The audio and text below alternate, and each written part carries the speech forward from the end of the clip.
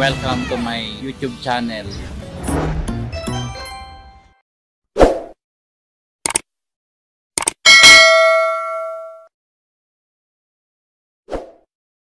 A few moments later. Tingnan natin si boss. May nakahuli ng susay. Ayan, oh.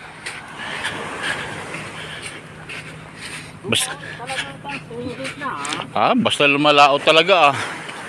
Ayan, boss, oh. Basta lumalaot, meron. Hindi natin alam. Kahapon dyan, oh, nangangawan yan. Dyan sa may bandang gulong lang.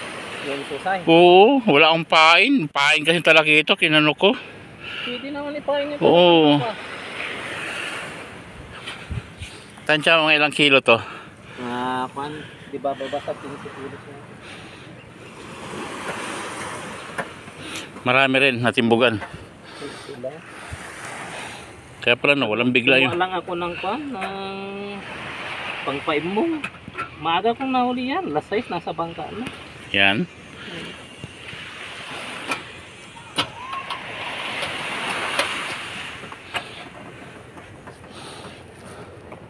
Ano pa mo dito? Kabalya. Saan ka babanda? Sa receiver. Tamihan na Agos, no? Hindi. Pabagatan na palaot kanina umaga. Ngayon pamyanan na. Swerte. Magkano kaya kilo ngayon yung susay ngayon? 200 lang kaya? Hindi ayaw ko na. Papayag ka naman. 200 Pakain mo lang sa pusa mo, no? Purnirong isda tapos 200. Sabi mo ano kayo, mga hilo? 250.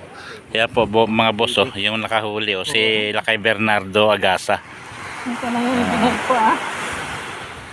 Yan ang kauna-unahan na nagsampa ngayon ng kahit na maliit, basta na pangalang susay.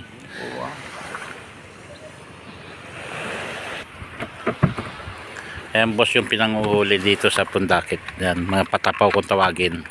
Ewan ko kung anong tawag naman sa inyo yan. Yung nanghuli, oh. Ito ba? Ito daw yung nanghuli, oh. Oh, yan. Yan, yung taga na yan.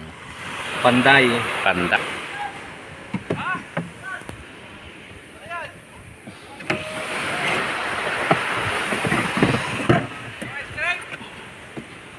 O, paano? Iwanan mo muna kita. Swerte talaga, no?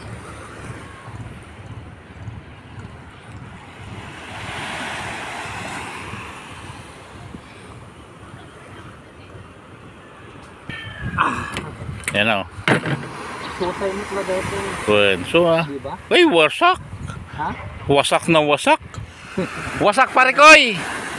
Gigil na gigil, eh. Uli niya ngayon, kuya. Atay. Uli mo. Tina.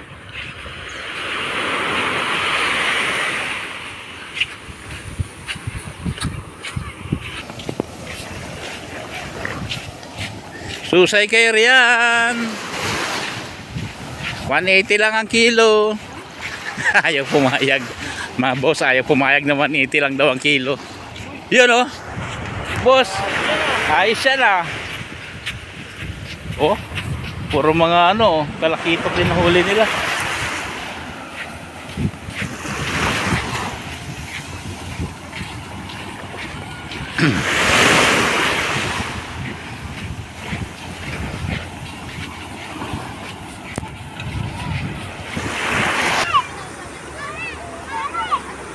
Tawid. Kaya.